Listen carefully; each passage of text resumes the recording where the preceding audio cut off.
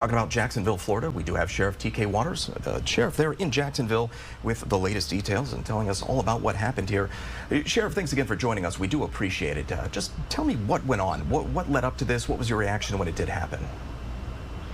Well, I'll tell you, it was basically a guy from a neighboring county. He decided he wanted to come to our city and hurt people. And you try to figure out these things, why these things happen. And through the investigation, we learned that he wrote a manifesto to his mother, to his parents, to the news media, and to the FBI, and saying that, and quite frankly, it was littered with the N-word. It was clear that he hated black people, that he wanted to harm black people. And about 11:39, he left his house. This is from a neighboring sheriff, a friend of mine, who said that he left his house at 11:39. At 1:19, he sent a text message to his father, asking his father to check his computer. At 1:53, his father called police in Clay County, but by that time, he had already started his shooting spree, and it had ended. And just a very tragic situation there. A lot of families hurting, a lot of families trying to get some answers to these questions. Do you have a lot of the families reaching out to you right now, trying to learn what happened or get some kind of update? Well, my intent is to get as much information to those families today as possible. And I plan on making visits to each one of them and talking to them this morning and express what we've done and what we're continuing to do. I'll tell you, it's very frustrating for this to happen. Yesterday morning, I woke up. I planned what we call a sheriff's walk, and we did a walk. We walked our historic East Side community, where we met a bunch of great people and talked about issues in Jacksonville and concerns that they may have. And I went home at about noon, about 12:30.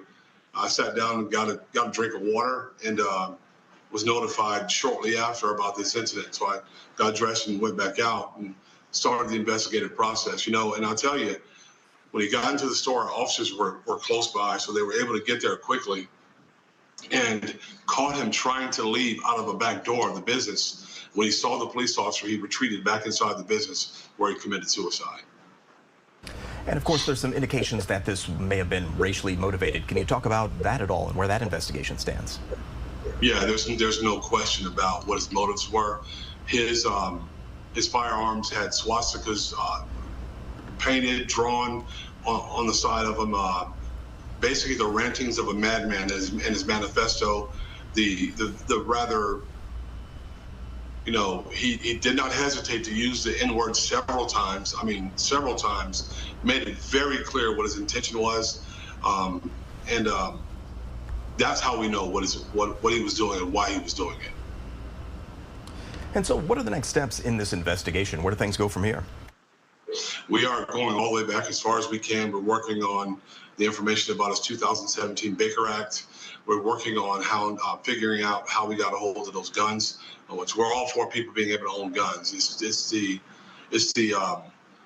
wicked people that get a hold of firearms to hurt others. That's our issue.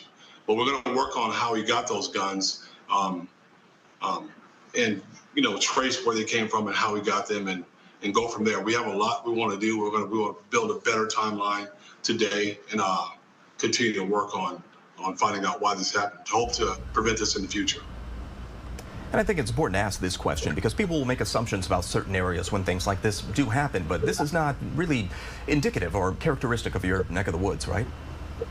It is not. Jacksonville's a great place. I think it's the best kept secret in America.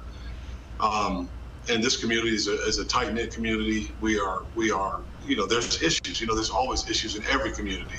It wouldn't be true if I didn't say that. But I can tell you this is a great place, and this is not representative of who we are as a city.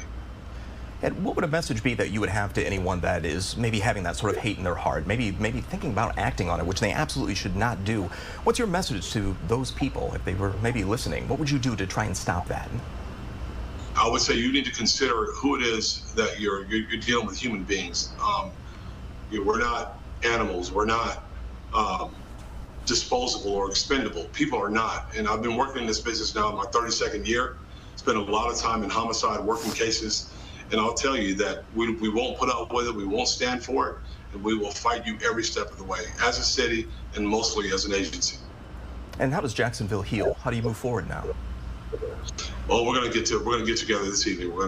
I'm going out. We're gonna have a prayer vigil, and just want to talk to people, let people know that it's okay, and we are going to work together. We have grief counselors, and we're going to work together to get through this. Work as hard as we can to make sure people know that we're in the business of keeping people safe in this community. And certainly a lot of families out there hurting right now. Looking at some of those folks on the screen right now, you see the agony on the faces of those folks at the scene of that shooting. Just a real tragedy. I guess, what would be your final remarks? Anything you want to add that I didn't ask you that you want to cover? I would just say we don't want this to paint a negative picture of our city, of our community.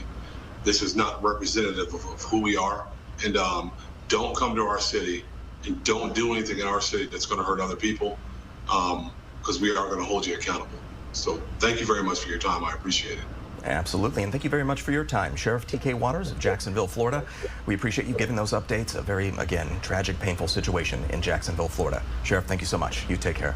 Thank you very much. Thank you.